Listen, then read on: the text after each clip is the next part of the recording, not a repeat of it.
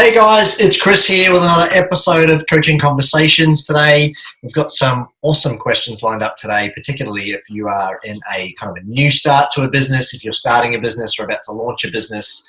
We've got some great advice and about our third question today. So it's going to be a great episode. So gear up, grab a pen, grab a piece of paper, and get ready to jot some great notes down. Before we roll into it, as always, I want to introduce the main man, Mr. Nick Brasala. Nick, how are you today? Very good, sir. Thank you. I'm rip roaring ready to go, which is awesome. I had a great weekend, and Monday's always good because it allows us to share with other people, help people, and do what we do best, and help businesses grow. So, yep, I'm looking for hand, but it's my birthday week this week, so it's even better. Birthday week? It's what coming day? up. On Wednesday? Thursday. Yep. Thursday. There you go. So it's even better. Birthday week. I don't know if you celebrate. I thought only women had birthday weeks. I thought that was something. No, well, I got a birthday day, but I know it'll turn into maybe a birthday few days. But yeah, it's funny. A guy it was my nephew spoke to him yesterday, and he goes, "Dude, 52." He goes, "I don't know if you should be celebrating or not." I'm like, "No, it's all, because you don't want to tell anybody what your real age is." Yeah, right. I'm down with that because I feel I don't look 52. I don't look 52. You definitely don't look 52. I don't feel 52. So that's right. Hopefully I'm going to add the 50s as the 40s. I mean, it's just going back a decade. That's all it is. 50s are the new 40s. There you 50s go. Nick are the new 40s. There you have it. And if you haven't learnt that, you should jot that down. 50s are the new 40s. 50s are the new 40s. Just take 10 years off. That's all. Just take 10 off. Cool. Yeah. As soon as you hit that 50. Righto. First piece of advice, jot that down, take that away. That'll be great. Let's roll on to our first question. Nick, I want to find out, because I know that reading really is investment in self. And we're going to speak about reading now. I read religiously almost every day. Not a lot, maybe a chapter, maybe just a few pages. But I think reading is critical if you want to really grow and stretch your own knowledge and your own ability. So, Nick, for you and for all the listeners out there, what are you reading right now? And maybe you should start off with why you read in the first place. Yeah, good question. I mean, I'm like the slowest reader in the world, right? So I just want to make everybody aware that if that's an excuse for you, you got to get rid of that excuse. Because not only do I read books, right? Oops. But I also listen to Audible. So anybody that's out there, guess what? The book reads itself for you, so it's even better. So you can do it in the car, you can do it while you're walking, at the gym, all of this type of stuff. I mean, there's nothing good on the radio, so might as well use your time to, learn stuff, right? Yeah. The question for me is this. One of my values in life is, knowledge is almost the number one value in life. It probably sits number two after my family, but knowledge is highly, highly up there on my values list. And the reason being is I've always said to myself that I want to be hanging out amongst people that are pushing humanity forward. How do we do that? How do we serve people? How do we help people? How do we sell? And in order, I feel, to help others, you need to help yourself first. So, and what I mean by help yourself first, what we're really looking at, into is how do I learn first and then impart that knowledge onto others? And I mean, reading's been a staple in humans till we could stand upright, right? So, for us, once we understood language, just the ability to look at so much knowledge in a book or in books, it's amazing. I mean, I know even for myself, one of the great visits that we like to do with me and the kids, we just did one on Saturdays. We go to the city every quarter, we go hang out, go do a little bit of, retail therapy. But a part of that retail therapy is actually going to Dymocks.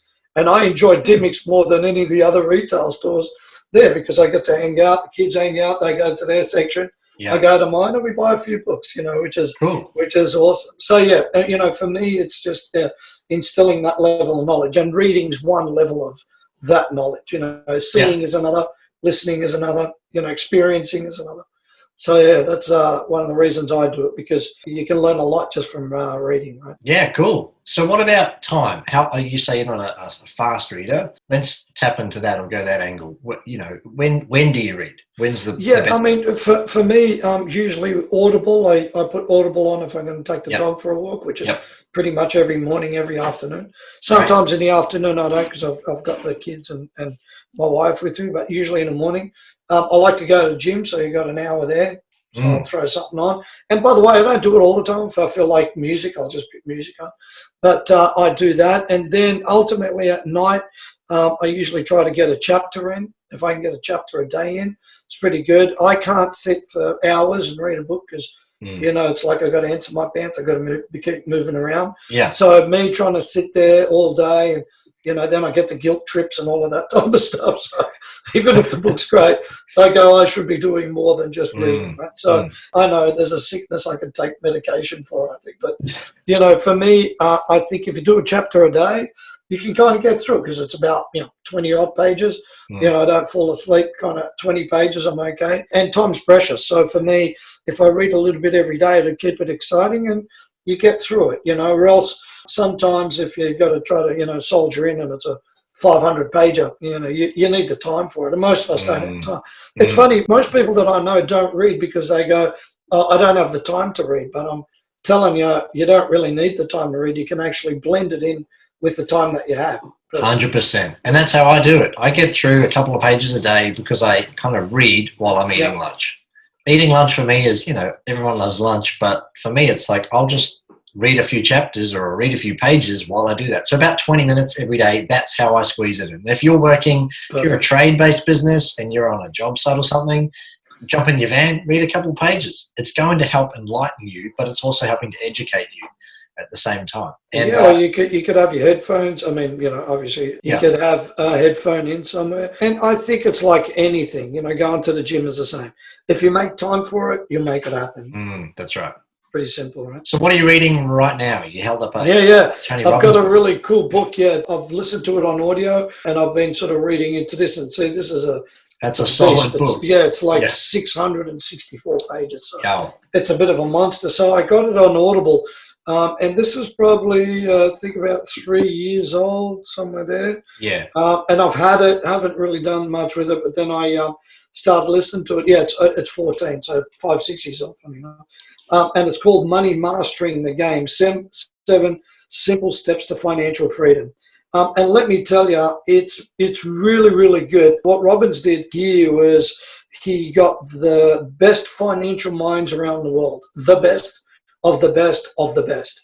These are the guys that are, hedge funds, guys that, operate different levels on the stock market, industrialists. He spoke with the top guys in the world, Warren Buffett, all of these amazing, amazing, amazing people. And what he, spoke to, like, John C. Bogle, Paul Tudor Jones, these guys are like Ray Dalio, which is, undoubtedly a legend in the investing space. And basically said, how do the everyday people, right, create financial freedom, and what are the pros, what are the cons, and what's all the hidden stuff that you don't see. And just to give you one example, if you're with a normal hedge fund and you invest money into a hedge fund, the fund that Rest and all of these other hedge fund, like funds that, supposed to look after your superannuation, super funds, all of this shit. Basically, by the time they take their fees out of it and everything else that comes with it, the margin is so minuscule that it's absolutely ridiculous. You'll never be able to retire and all of this stuff. And they give you all of these parameters that, our hedge fund's been steady over 10 years.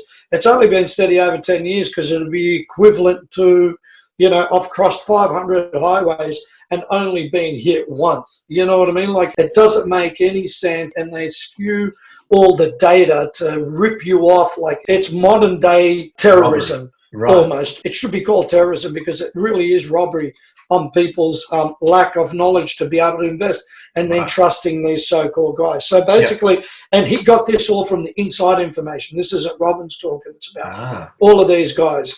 And then what he does is like shows you things like the impact of fees, over years. A 1%, listen to this, a 1% annual fee over 30 years is $761,000 if you invested for $100,000 at 8% assumed annualized return over 30 years. And some of those hedge funds go, we do 10 years. It's 760 grand. In 2% fees, 574%, 3% annual fees, 432,000. And this is just in fees. It's like you've got no hope, So he shows you all of these different ways, who to speak to. And I didn't even realize what's really good about this is there's actually a board. They're in the US, but they're here in Australia. There's a board of investment funds that actually have got, I want you to think about it like they're accredited never to rip anybody off. Think about it like they've sworn an oath, like a sheriff would be, or like a police officer would be, to take this oath to go, we only give back to our clients. We don't charge them any extra fees. We don't get paid back off the hedge fund or any of this type of stuff.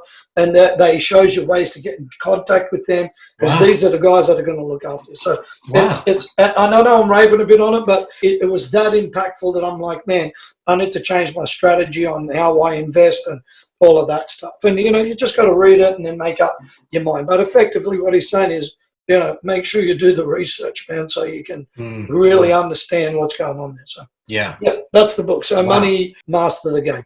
Yeah, wow. Tony Robbins. I strongly suggest it. Very good, very good. And again, you would have not known enough of that information to make an informed decision if you hadn't listened to or read the book. 100%. That's the power behind getting into these books, guys. So it's almost, I would consider it mandatory for you, if you're not reading or listening to books right now, to start a regime or a routine where you can actually get into them and grow your knowledge. 100%. And a great book as well. I haven't read it yet. I've heard lots of great things, and obviously you've told me about it. So it's really good. Get into it. Cool. Next question. Why is it important? This is for anyone that's launching new products or thinking about launching new products soon into a marketplace of any industry or any niche. Why is it important to research before you launch your next amazing product? So you're about to launch a new product. Why is it important to do the research, meaning background research or doing a bit of data collection before you actually put out a new product to market? That's a great question. Interesting enough, I'm going to give you a really cool answer to that. Okay. I was just looking at Facebook this morning. There's a new retail outlet. I don't know whether it's here in the States, that says COVID-19 Essentials. And literally, it looks like a shop in a Westfield or something like that. It's a shop, actual shop. Yeah, shop front. I'm looking at the image of it, which is pretty awesome, right? And for those obviously listening to this podcast, you might want to check it out. It's COVID-19 Essentials. Right. And I'm literally looking at the shop, and it's, things like face masks, sanitizers, all these things that you need for home. It's crazy, right? So somebody has gone, what's all the stuff that we need COVID-19 based? And it could be, I think, maybe gloves. It looks like there's all of these masks, like little, dummy heads, with the mask on, like you would in a 47 different types of masks. It literally is that. And I can only sort of see the front, but I'm figuring there's going to be like boom boxes, computers, any stuff that you need for staying at home in isolation, all ISO stuff, games. I mean, how clever is that, right? It's just like, it's the ultimate answer to this question. Why is it important to research? Because most, retail stores are actually closing down because they've been traditional type businesses that have been suffering. I was watching the news yesterday, and it's like something like 25% of all commercial retail type outlets are closing or have closed in Australia. And that's massive. Wow. Right now, owners are giving away stuff, and free shop fit outs, all of that type of stuff. And you only not need to look too far on how many places are empty. Every single suburb is not affected by what's going on with COVID. Every single suburb has got full lease and for sale stuff. And to me, I think a lot of businesses that have traditionally been set pre-COVID, maybe today isn't. One of the big things, I think we've spoken about this, people haven't put money away, or they just haven't had any income for 3 months, which for any business, it's a hit. I mean, look at gyms per se. And it's funny, I was talking with a friend of mine that she has been importing like gym equipment, weights, dumbbells, weight chairs, all that type of stuff. And I said, how's that going? And she goes, you wouldn't believe it. And she goes, we're on to our second container now, and a lot of trainers are purchasing it. And I'm like, trainers, really? She goes, yeah, because a lot of people through COVID went outside to train, and now they love it outside so much that they don't ever want to go back to the gym. Right. And that kind of makes sense, right? So the trainers are kind of setting up their own sort of gear outside. And, I've got a park just up the road from me, and there's so many trainers that are just doing outdoor training, but with equipment as well. Yep. So it's not just your traditional push-ups and stuff like that. And that's interesting as well. So once again, the research, she did research before it, and she found that not only were people doing it for home gyms, but now, the trainers are doing it because they go, why would I, if they're based in a gym, why would I pay rent to it? And almost all the members that came outdoor to do some exercise don't want to go back to the gym because they find it boring in the gym, and they're, you know what I mean, paying for health memberships for nothing. Yeah, that's right. So what you're saying is by putting in that research, you're kind of giving yourself an unfair advantage to actually get ahead of everyone else or beat the trend or get ahead of your competition, per se? Yeah, correct. Because I think at the end of the day, what makes a really good business is, a high need, right, and a low option to try to purchase. So when you think like that, if you've got something that everybody needs, that's going to be a really successful business, right? I was just in the city on Saturday. There's a cheesecake place that I've spoken about before called Uncle Tetsu's. It's this little cheese like this big, right? Yep. And they make this particular cheesecake that's like the yummiest, right? And I'm not even into cheesecake, but it's really yummy. And the line, I'm not joking, is like 100 meters. Every time you go, it's 100 meters. Wow. So to me, it says that the demand's really high for that particular product. And there's only a few outlets of it. I don't think it's anywhere else other than New South Wales as a state. And do you see? So the demand's really high. And if the supply is low, it means it's going to be a great business. This COVID-19 essentials, demand's really high. There isn't every shop has got this. So it gives you not only unfair advantage, I feel that a good business is also listening exactly to what your client is after and giving them what they want.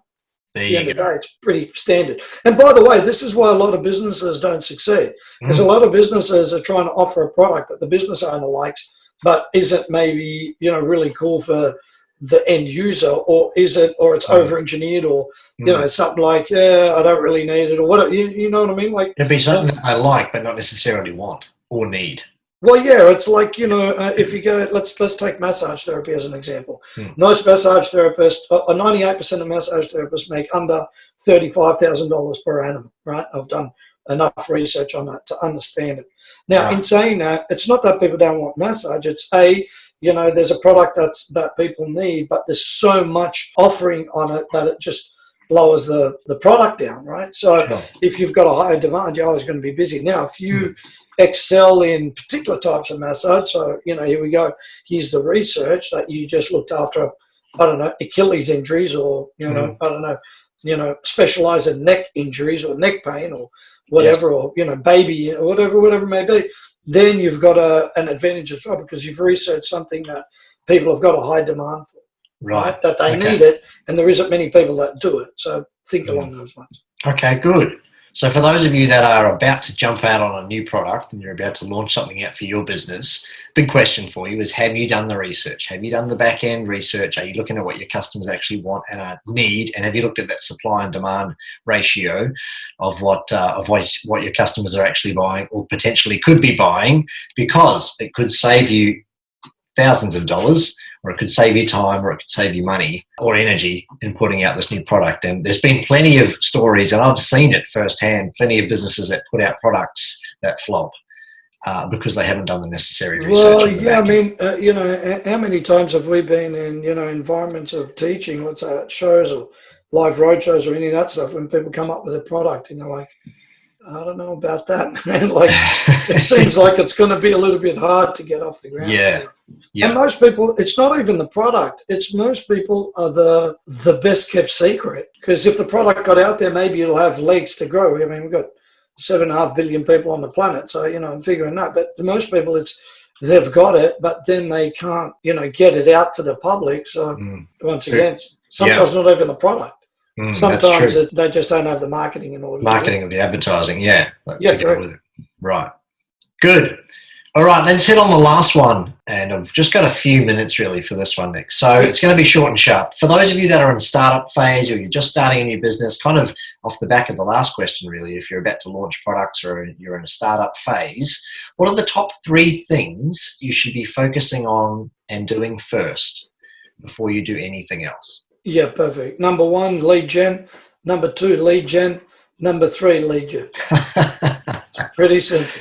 Can you break that down with a little bit of Yeah, specificity? of course. So number 1, don't worry about setting up your website so it looks amazing. Don't worry about your business card so it does any of that.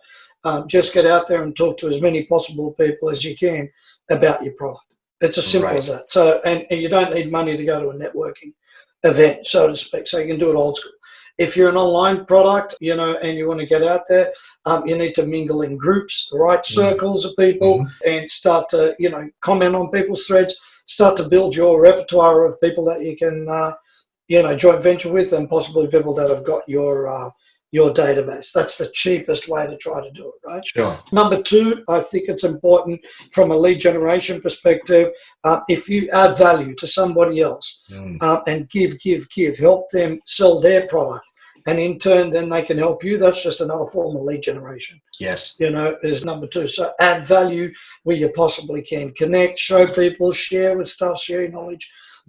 Sometimes it takes cutting somebody else's grass or going to paint their fence if they've got a database of 20 or 30,000 people that you don't have anything that you can offer. But if you can offer just manual labor and start the process, so they go, hey, you're serious about this, you're willing to trade, and it's just trade, go for it. A lot of people don't think of it like that. They oh no, I haven't got a database, I won't do nothing.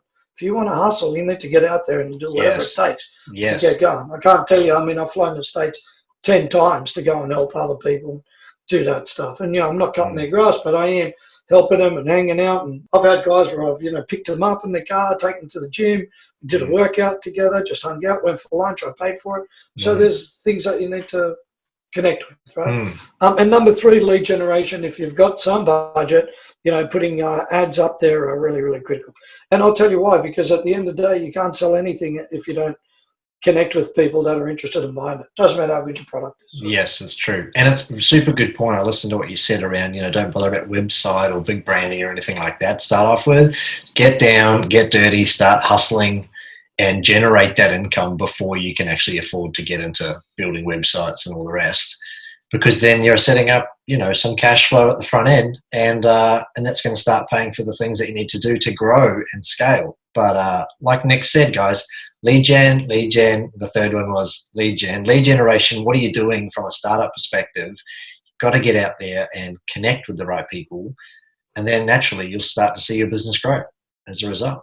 Correct. Any final words on lead generation for startups, Nick? Yeah, I just think don't be afraid to talk about your product day and night. Just don't be afraid. Just go for it. I do it now. Every scenario I get, if I'm talking to somebody, I don't know, at the bank, I'm going to go, hey, what do you do? I'll tell them a bit about me. Just went and bought some timber, stuff for my fireplace that I've been sort of doing. Yes, which is great, by the way. Look, thank you. Honestly, I've been there, 5 times. Every time I go there, I'm like, hey, dude, it'd be good if I can come and see. And he's like, oh, what do you do? And I had a chat, and he goes, yeah, after COVID, let's come in. And I was just there on Saturday. I said, I'll probably give you a call during the week, see if you got some time. Great. Why wouldn't I? They're a successful business that I can help grow bigger. So I'm not scared to talk to people about it at a party, whatever. I'm passionate about it. Don't let your shyness or, rejection of somebody saying no to you. Who cares? It's a game of numbers, and soon there'll be people going, yeah, I need that, or a friend of mine needs that. That's how it is. Right? Yeah, and if you can serve others well with whatever you do, correct. Why shouldn't you be going out there to say that? Which is good. Great. Well, that's about all we've got time for. So hopefully you got some great value out of that. I'm sure you did. You've written down some great pointers, including about how the 50s are the new 40s, which we stabbed at the beginning, which is all good. Yeah. Thank you so much for your time, Nick. Thank you. Awesome. And again, we'll catch you again. Another episode of Coaching Conversations will be out very soon. This is all under the People, Profits and Purpose podcast. Check it out on all the different platforms. And you can also view this episode with many more at peopleprofitspurpose.com. Thank you so much for listening. We'll be in touch again soon. Bye now. Bye now.